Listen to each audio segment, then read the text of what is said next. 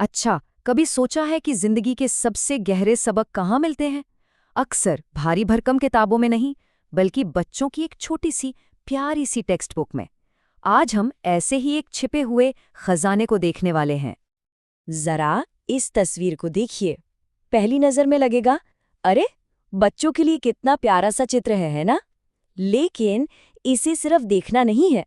चलिए इसके अंदर चलते हैं, क्योंकि इस एक चित्र में भाई पूरी की पूरी दुनिया छिपी हुई है। तो इस पाठ का नाम है हरी भरी धरती।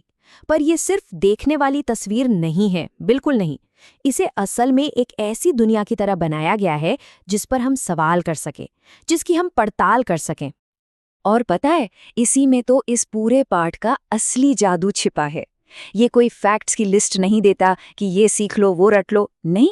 ये तो सवालों का इस्तेमाल करता है ताकि हमारी जो जिज्ञासा है, हमारी कल्पना है, वो जाग उठे। तो शुरुआत होती है एक बहुत ही प्यारे सवाल से। पेड़ पंछियों से क्या कहते होंगे? जरा सोचिए तो। ये एक सवाल हमें मजबूर कर देता है कि हम चीजों को प्रकृति के नजरिए से देखें। और देखिए कैसे एक छोटा सा सवाल इस शांत सी तस्वीर में जान डाल देता है, उसे एक जीती जागती कहानी बना देता है।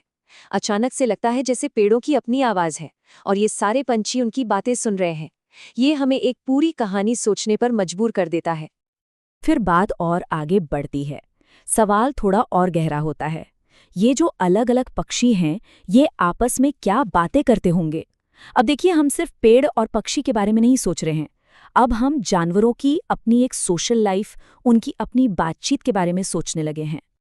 तो प्रकृति के बारे में इन सवालों से अब ये पाठ हमें एक कदम और आगे ले जाता है, एक बहुत गहरे सबक की तरफ, इंसानी जुड़ाव और हमदर्दी की तरफ। और ये सबक छोटी छोटी डिटेल्स में छिपा है। और यहीं पर इस पाठ का असली मकसद सामने आता है। टीचर्स के लिए जो नोट्स हैं, उसमें साफ साफ लिखा है, उद्देश्य यह है कि बच्चे तरह तरह की ज़रूरतों को पहचानें और एक दूसरे के लिए संवेदनशील बने। मतलब ये सिर्फ पर्यावरण के बारे में नहीं था, ये तो हमारे बारे में है। वही बात है, सबक तो डिटेल्स में ही है। किताब की नोट्स में टीचर्स को बताया गया है कि ध्यान से देखें, तस्वीर में एक बच्चे ने चश्मा पहना है और एक ने कान की मशीन लगाई है। अब ये बच्चों को अलग अलग तरह की जरूरतों के बारे में बात करने का और सेंसिटिविटी सिखाने का कितना जबरदस्त मौका है ना? अच्छा, तो ये पाठ सिर्फ देखने और महसूस करने पर ही नहीं रुकता, बल्कि ये इन सब बातों को भाषा के एक छोटे से खेल के जरिए और पक्का करता है। यहाँ देखिए, बच्चों को पक्षी, अक्षर, कक्षा और शिक्षा जैसे शब्द लिखने के लिए दिए गए हैं। ये बहुत ही सिंपल सी एक्सरसाइज लगती है, पर ये उस तस्वीर की दुनिया को भाषा और सीखने की दुनिया से जोड़ रही है। मतलब जो कुछ भी देखा, उसे अब शब्दों में उतारना है।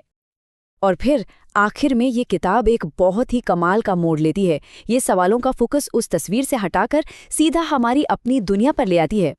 सवाल पूछा जाता है, क्या हमारे घर के पास कोई तालाब, नदी या झरना है? और बस इसी एक सवाल से ये पाठ अब किताब के पन्नों में बंद नहीं रहता, ये तो हमारे घर, हमारे मोहल्ले की कहानी बन जाता है। और फिर आता है आखिरी और सबसे दमदार सवाल, उसे साफ सुथरा और खुश रखने के लिए हम क्या कर सकते हैं? यही एक सवाल तो पूरे पाठ का निचोड़ है कि देखने से समझ आती है और समझ से जिम्मेदारी। ये सिर्फ जानना नहीं है, ये असल में उसे अपनी जिंदगी में उतारना है।